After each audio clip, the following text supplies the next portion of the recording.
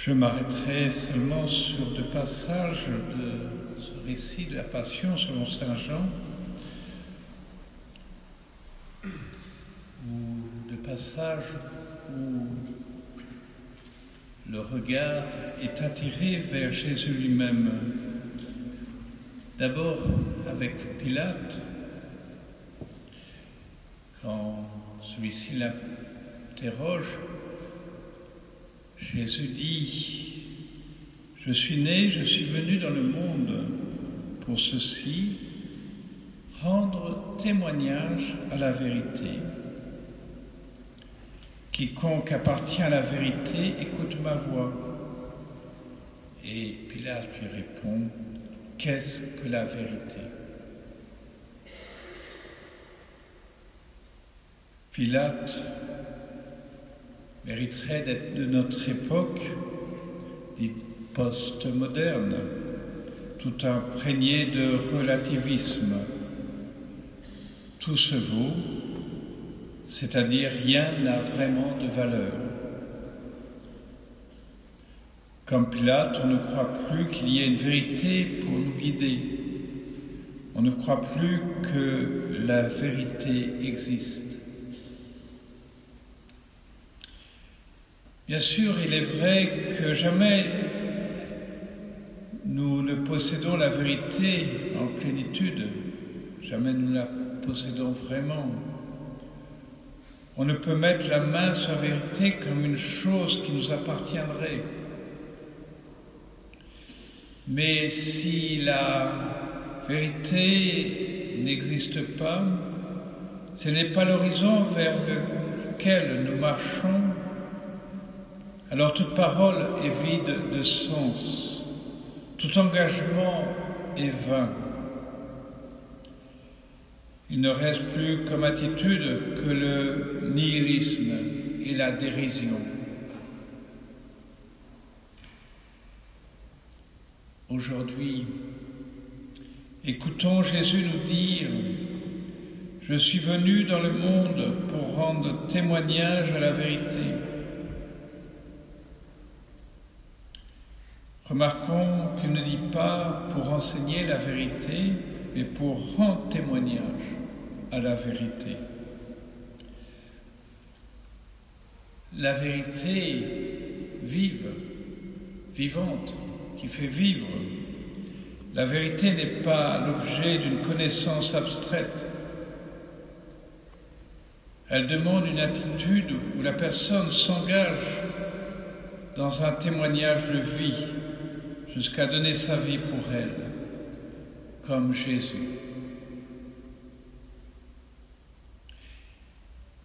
Et lié à cette question de la vérité, il y a ce qui suit lorsque Jésus sort dehors portant la couronne d'épines et le menton de pourpre, et que Pilate déclare à la foule « Voici l'homme ». Et un peu plus tard, de nouveau, il le montre à la foule en disant « Voici votre roi ».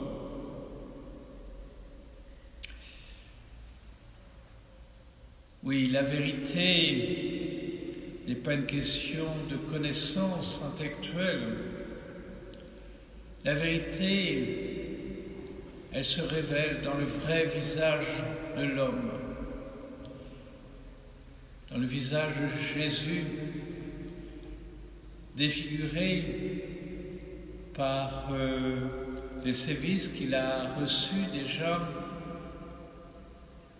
ce visage souffrant, cette sainte face qui nous révèle la vérité de l'homme créé à l'image de Dieu, la dignité de l'homme à l'image de Dieu, malgré le mal qui est dans le cœur de l'homme, malgré les violences faites aux innocents. C'est justement dans ce visage souffrant, dans ce visage couvert de crachats, que se révèle la vérité de tout homme. Voici l'homme. Derrière cette parole banale se devine un profond mystère. Oui, Jésus, humilié dans sa passion, révèle la dignité inaliénable de l'homme créé à l'image de Dieu. Il révèle la vérité de l'homme selon le dessein du Père.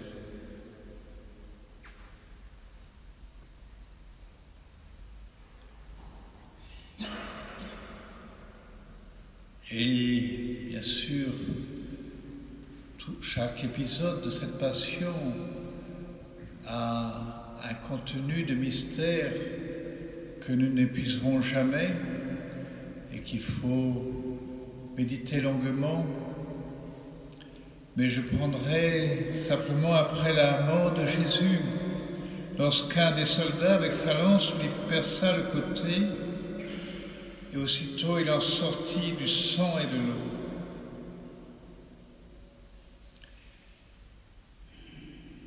Et l'évangéliste insiste.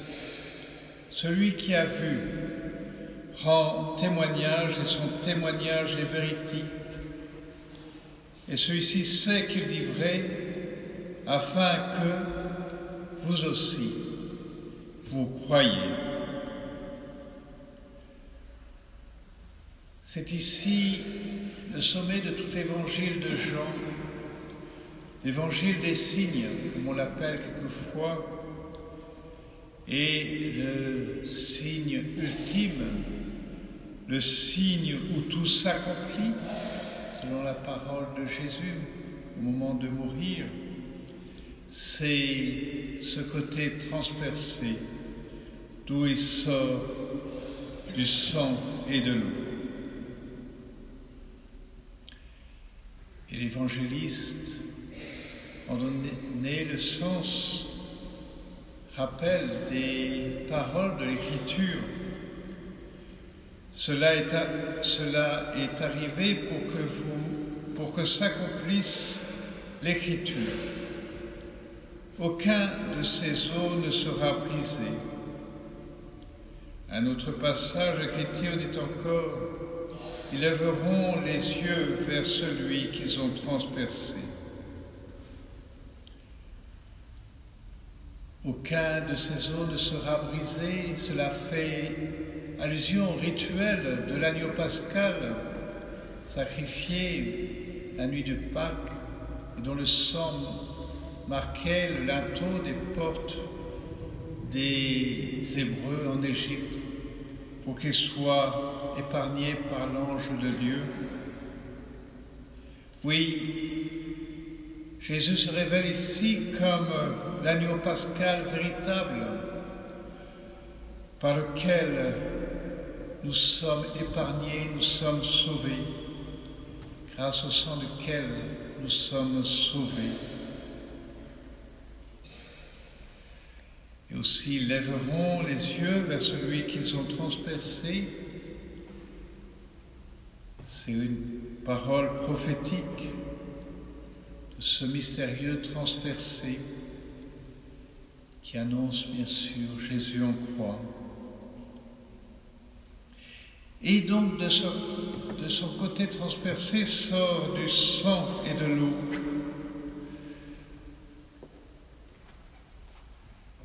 Derrière là aussi cette notation, il faut voir se dessiner le sanctuaire, le lieu de la présence de Dieu au milieu de son peuple, tel qu'il est décrit en particulier par Ézéchiel, qui parle d'une source qui sort du côté du temple, de l'autel des sacrifices, et qui purifie et fait fructifier tout sur son passage, y compris la mer morte. Oui, Jésus est le temple véritable, il est le grand prêtre, il est la victime, il est le temple.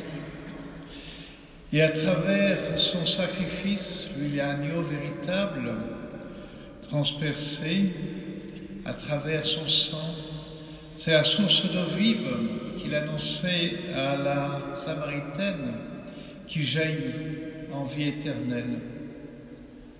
Et un peu plus loin dans l'Évangile, il nous dit que cette eau est le signe de l'Esprit Saint. Oui, à travers le sacrifice de Christ que l'on célèbre à chaque messe, à travers son sang versé, c'est la source de l'Esprit Saint qui jaillit pour nous purifier et nous faire naître et grandir en enfants de Dieu, grâce à cette source d'eau jaillissante qui jaillit en nous depuis notre baptême pour la vie éternelle. Alors oui, levons les yeux vers celui qu'ils ont transpercé, vers celui que nous avons transpercé. Regardons sa face, sa sainte face. Regardons, contemplons son côté transpercé, d'où sort du sang et de l'eau, et buvons à la source d'eau vive.